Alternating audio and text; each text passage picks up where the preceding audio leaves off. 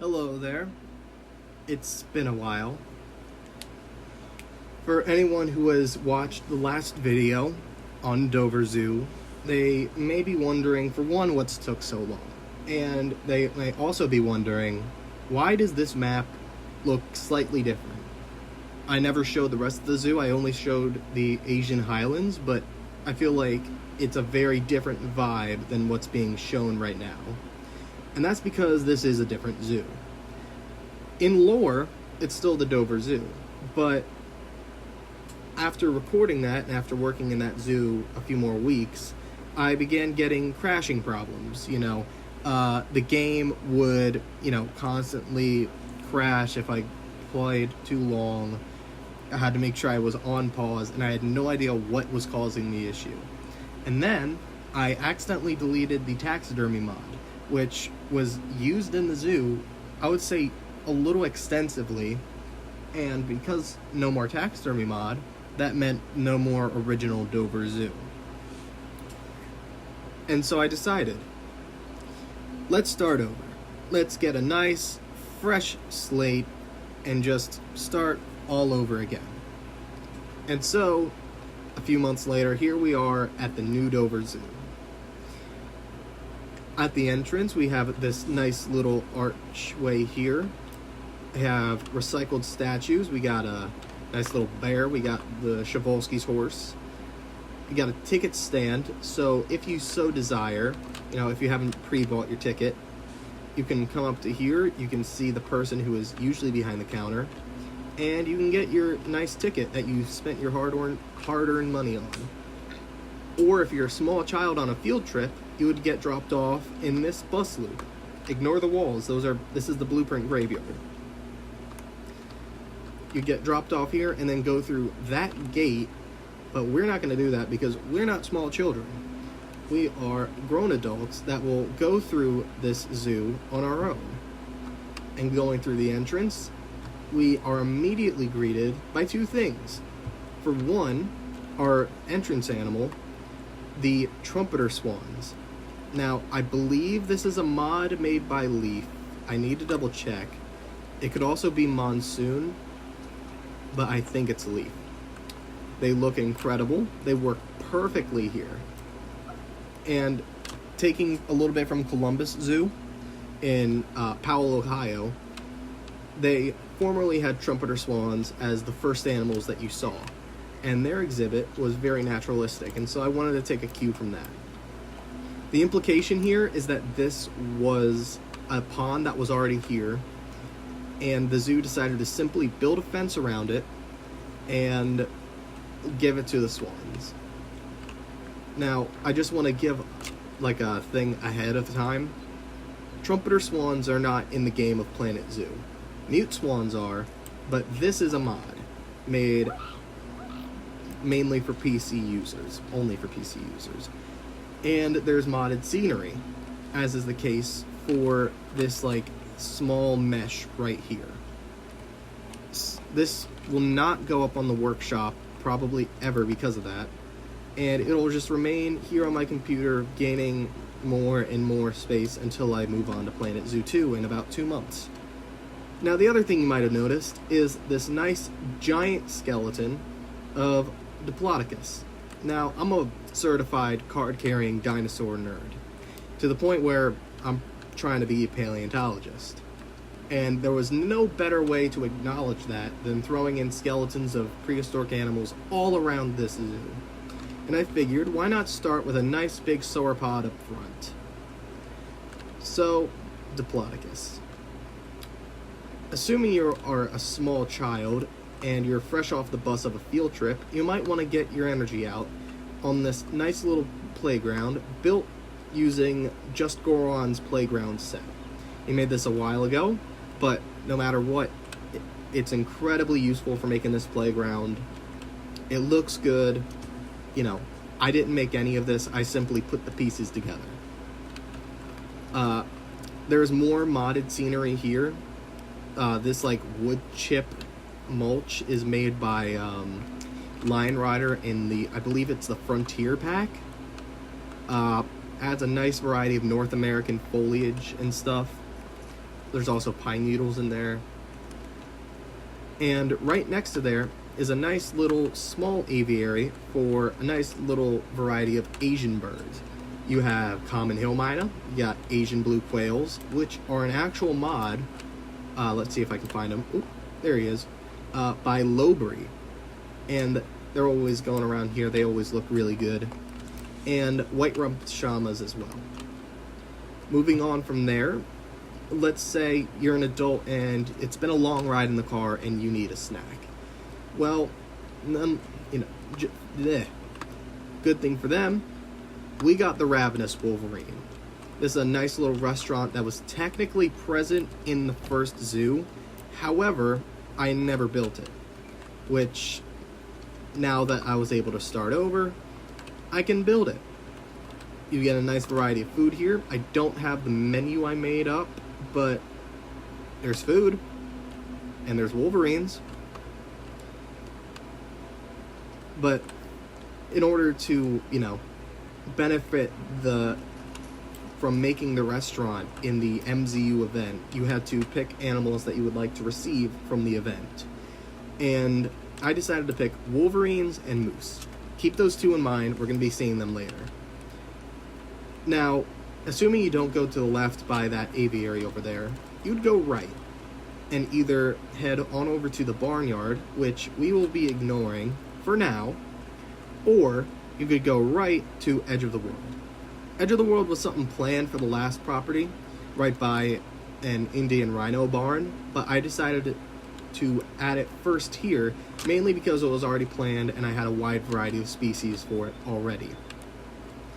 And then during construction, I would be able to figure out what I wanted to do next with the zoo and what kind of plans I should go forward with. The name of the fictional sponsor of the exhibit, they're important, not for zoo lore, but like, I don't know, they're old characters I had made. Now, in Edge of the World, you can go left into this aviary, or you can go right. Now, we're going to start by going right, and right into this nice little log cabin right here. Nice rustic theme. And going in, oh, perfect. You'd be able to see our wolverines, and whatever I'm standing on. But, yeah, the wolverine in Planet Zoo, I think looks very good. They work perfectly right here. I think I gave them a nice little space to romp around in without being able to get out. You might notice a few billboards as well. I made them for, I think, some animals in Procreate. They got nice little fun facts on there. Although some of them do not have nice little fun billboards like that. Like this small little northern cardinal aviary right here. You're able to see a couple of those. I'm partial to cardinals myself. I see them every day. They're my high school mascot. Cardinals are pretty sick. And exiting, you would see, oh look, another dinosaur. This time it's Yutyrannus, the feathered tyrant. Although it's not found in the far north of Asia, Europe, or North America, it is still found in a roughly Boston-like climate in the early Cretaceous. This is the largest animal that's ever been discovered with feathers, and I figured it'd go perfectly in an area themed around the north. And now, while it would be very cool to, well, I mean, might as well now, right next to there is one of two enclosures for gray wolves. There's a small pack of, I think, 5 here. I started off with a pair, then they had 3 cubs. And now they're all adults and roaming around here. There's a nice viewing area for the aviary that way, but we're going to wait on the aviary until we actually get inside of there. We're going to get more views of the wolves as we keep going along the path, so just keep that in mind as we walk around. You get a nice outside look at the wolverines hitting around a gift box, cardboard box, enrichment thing. He's having fun. But as we move on from there and walk past that holding building, they get into a nice little inlet where you can just, again, ignore the thing to the left and look at these 2 nice little aviaries. On the right, we have hooded crows, and on the left, we have owl eyes, the great gray owl. I forget when I acquired this guy, but he was in an area called the Avian Trek at the last property. He is no longer going to be in that kind of area, and that kind of area will not be here. And so for now, not even for now, this is his nice little home next to the hooded crows. Now across from them is a giant. In the event, I got 1 bull moose and 2 female moose, and I gave them 2 exhibits as well. Here we have Kratos, the big bull moose, in his yard. He's got a nice big pool, and right here would be where like a keeper demonstration would be. Like, say for example, training, feeding. I would guess the zoo would hold like feed the moose special events where you can go right here and give the moose some branches, like how you can do with giraffes. But unfortunately, we have not paid for that, so we're going to keep going. Down the path, you can get another very nice view at Kratos, and a nice little effect that was inspired by some elephant displays. What they'll do is have a giant step right next to visitor glass barriers, so you can see underwater right next to the elephant. But because moose are a lot more limber, what I instead did was just have a far drop off between the bottom of the pool and where the guests can view, which gave us a nice unobstructed look at the giant deer. And as you look at Kratos, he can probably, from like right there, get a good eye of the wolves, because here's another place that they can run by in that first exhibit. Going along the path, you can keep looking at the bull moose, and right here you have a nice shelter where you can get a view at our bobcats. We got 2. Their names are Bobby and Marley. They've been here for a while. I forget when I got them, but I think they've been given a nice upgrade in this enclosure. They got this rock feature over there and right there, a log to climb on. You know, they get a nice space. Exiting the structure, we can start going up on the, I don't really have a name for this, but let's just call it the boardwalk. Going up here, you get one last view at the bull moose yard.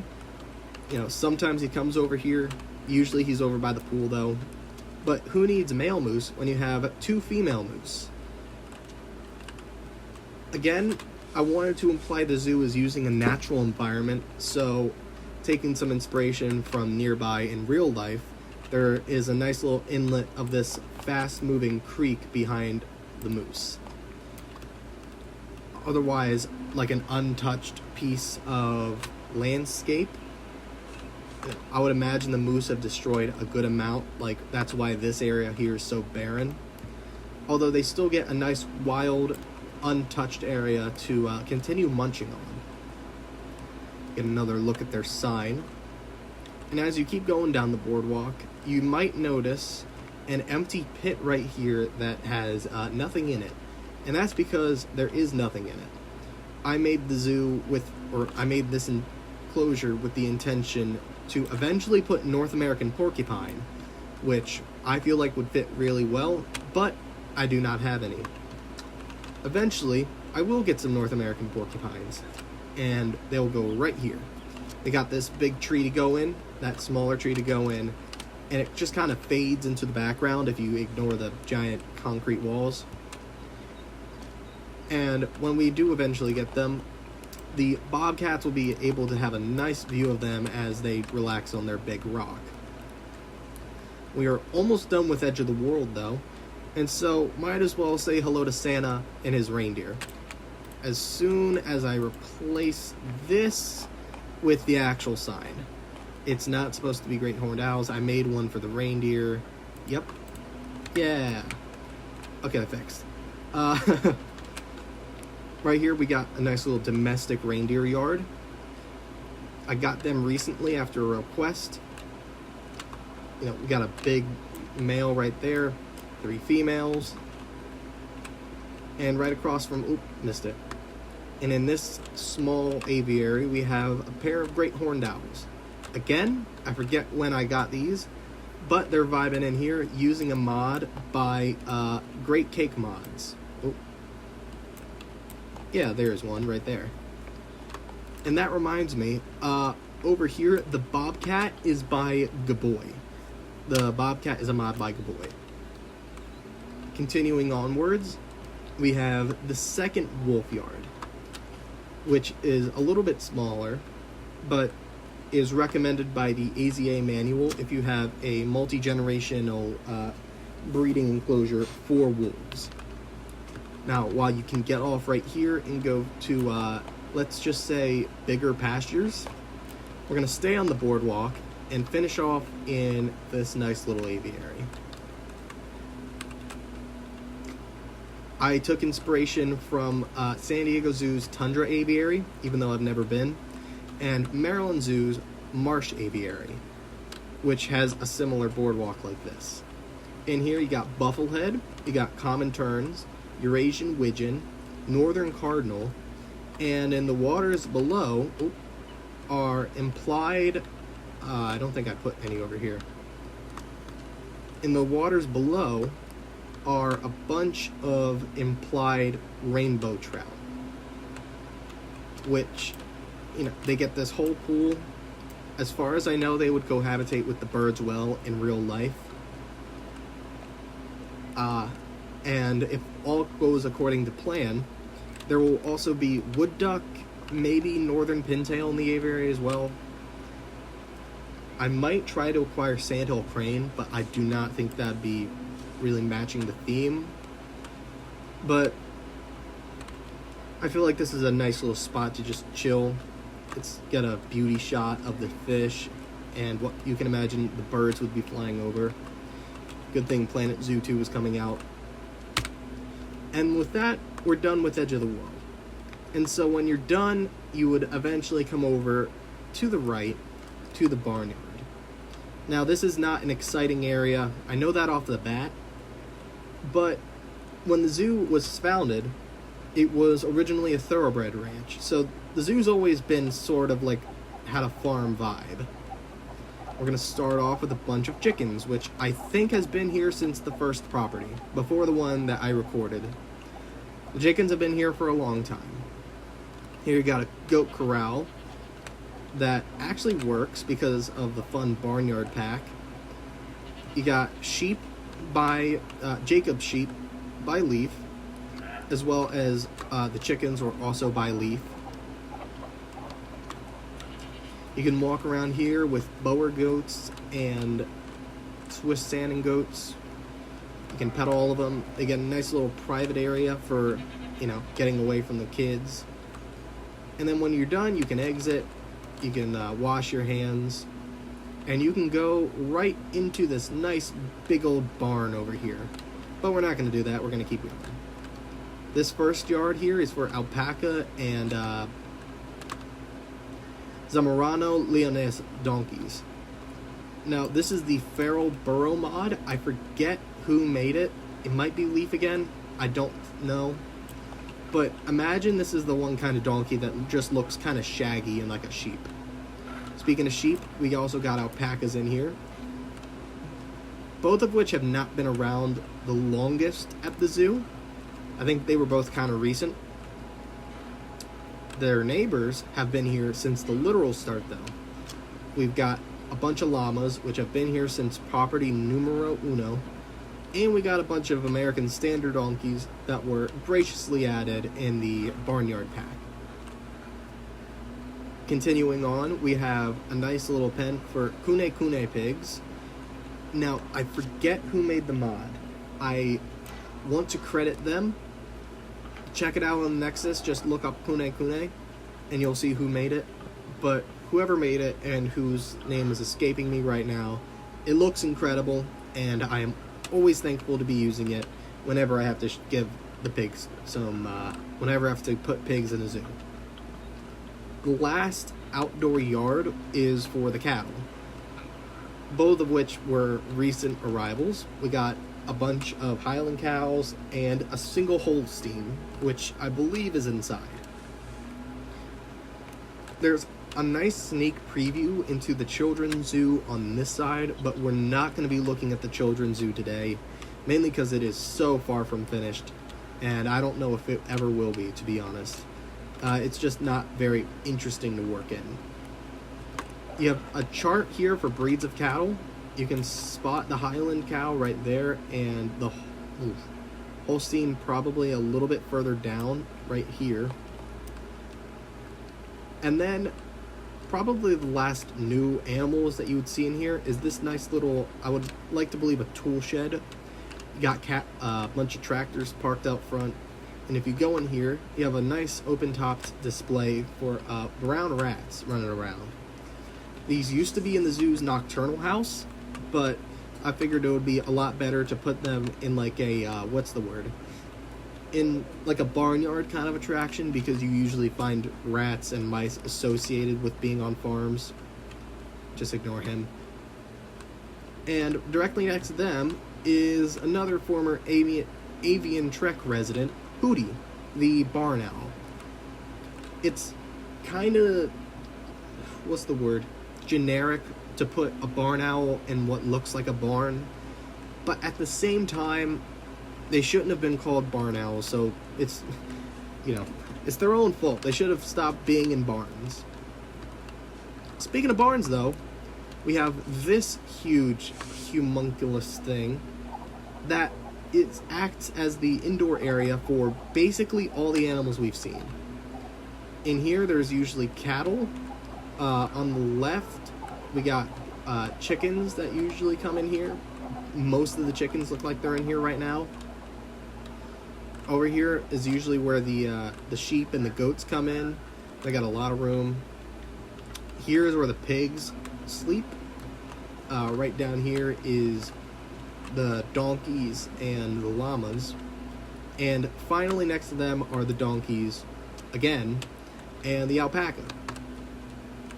And that just about rounds out the barnyard. Now, if you were a zoo guest, you might be wondering, man, where do I go from here? And I have good news for you, because next time I'm going into Dover Zoo, we're going to be exiting the barnyard right here, having a nice trek through this wooded forest, and we're going to go into the realm of the Yeti. I hope whatever people watching this enjoyed. I enjoy showing off what I've built, be it in Discord. Okay, usually that's it. And so I feel like YouTube is a really good way for me to spread what I've built beyond just the Steam Workshop and what few people can see it on Discord. I hope y'all had a good time watching. I certainly had a nice time recording. And I will see y'all next time for Realm of the Yeti. See ya.